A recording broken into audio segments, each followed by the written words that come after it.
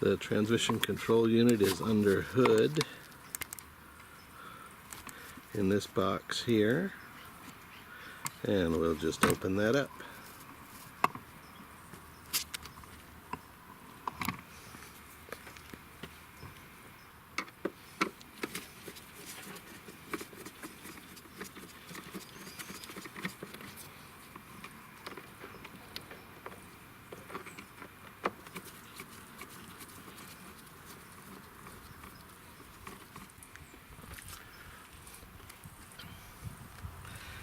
This is the transmission control unit.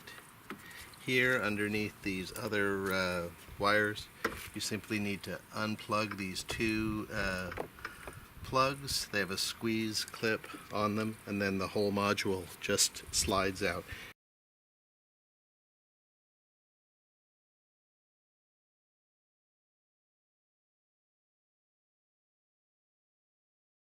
It's in a carry box without any plug in the bottom. The only connections are here at the top.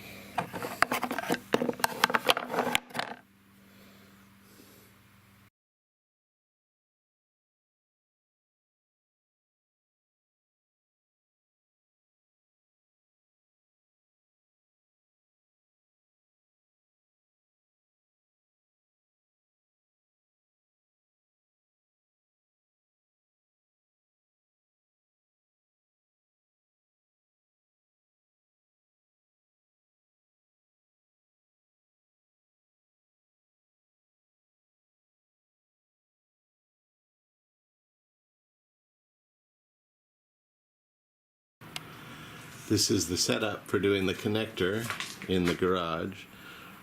Front wheels are ramped and directly supported. The rear is supported at the jack points, which are marked. The factory jack goes in that square there, so two stands on each side, and a safety. The floor jack, which lifted the vehicle onto the stands, is positioned under the differential, and finally the wheel chock remains positioned from when the vehicle was initially on the ramps. Okay, just getting oriented here. This is the connector wire snaking around and going behind this heat shield here, and then the connector itself is visible from this side. So I need to remove that upper heat shield bolt. Got to bring a few Torx bits with me to get that removed, and we should be at the connector in no time. So with the heat shield with the one bolt taken out and just swiveled out of the way, I've unplugged the connector, and you can see that I do indeed have a case of this pretty severe leakage, so there's lots to clean up with the contact cleaner spray and get my new connector in there, but it's a good bet that this is at least contributing to the problem.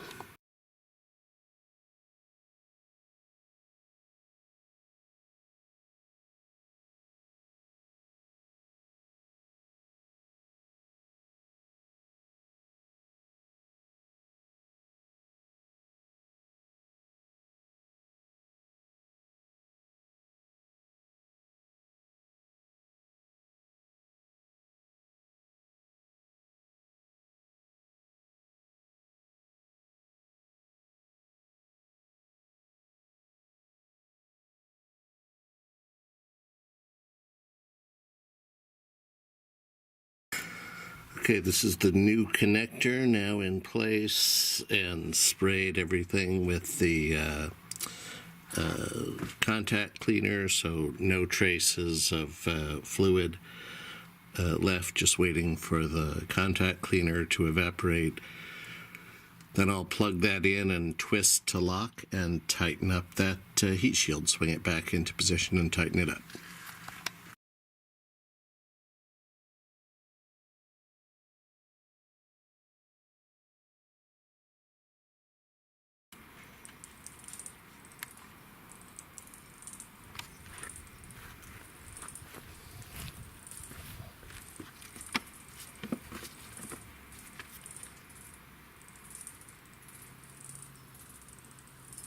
So the 38-pin connector is underneath the little fuse box cover.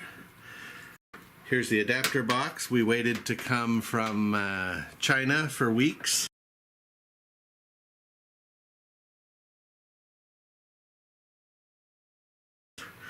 To hook to this fine computer here.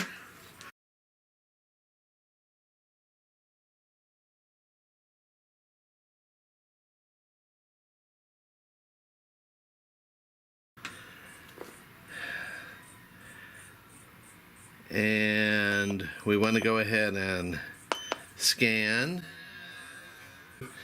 European, Benz, and it's thinking, and say that this is an E-Class, it's an E-Class, it's a 210, it's as of 1997, it is a left-hand steering vehicle. It's a sedan, gasoline. It is the E430. So it's warning me that I can't plug in under the dash. I need the 38-pin connector. Instead of scanning everything, we're going to go straight to the control units. I think they consider it part of the driveline. The transmission. And will it be able to talk to the transmission?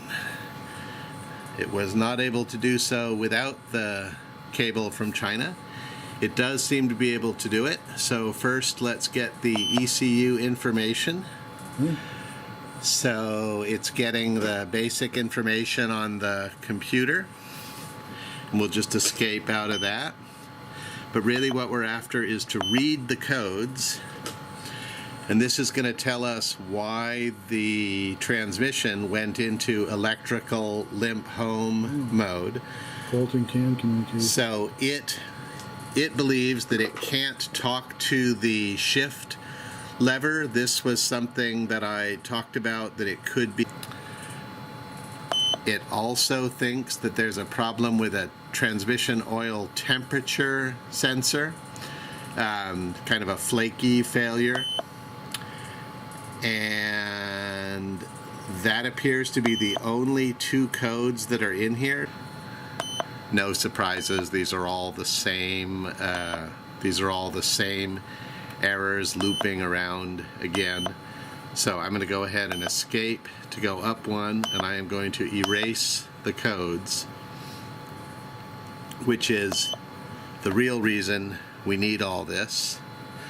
Because the transmission should come out of limp home mode now. That resets it? It should be reset. So we'll now, it's asking if we switch the ignition off and turned it on after 10 seconds.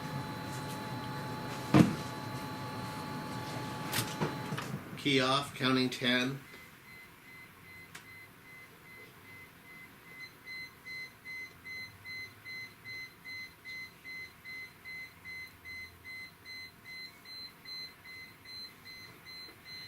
Key back on.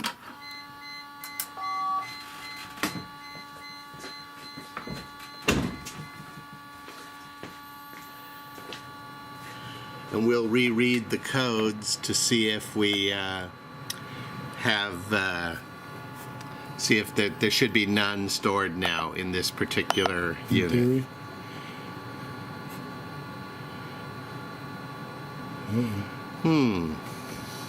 still getting the same one. That's not very promising. No, no new ones.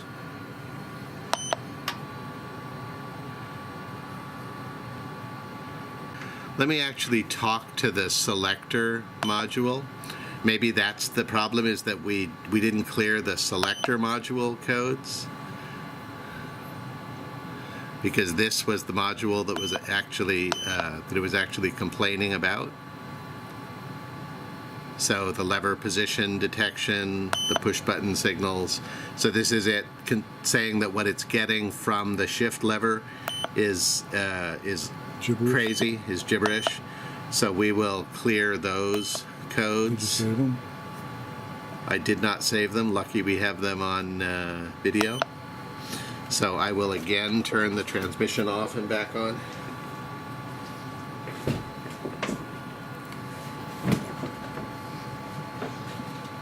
Already we have an improvement in the dashboard.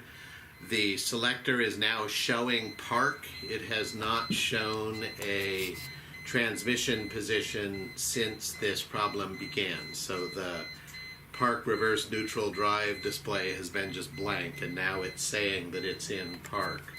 So key back on.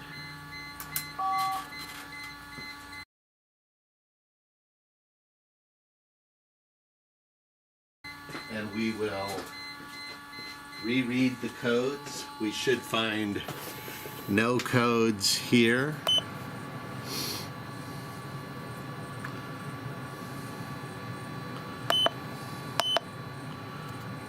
That's how I like to see it. And I bet now, if we go to the transmission, There won't be any codes.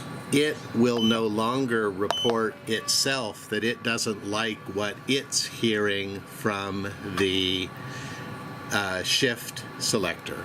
So I'm going to read the codes here, No. and we find 1.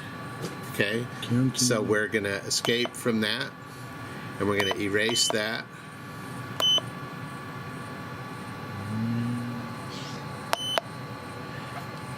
And then we're going to turn the ignition off and on, and I believe we should now have cleared both the transmission control unit codes and the codes from the selector lever.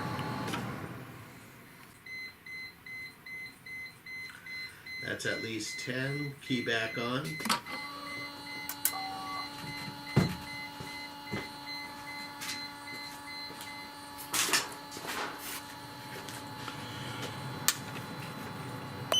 Yes, I waited.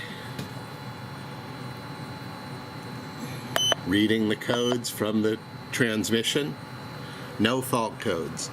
So there's no codes in the transmission or in the select lever.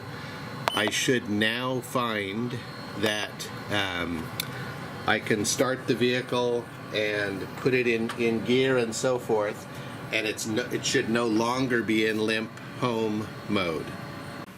Okay, so test of the transmission. We have an indication of park on what had been just a blank park reverse neutral display. Starting the vehicle. No delay when I turn the key, so it's no longer in a fault mode. So moving the shifter to the drive and releasing the brake. Parking brake release, off the brake. There we go. We have drive, neutral, reverse.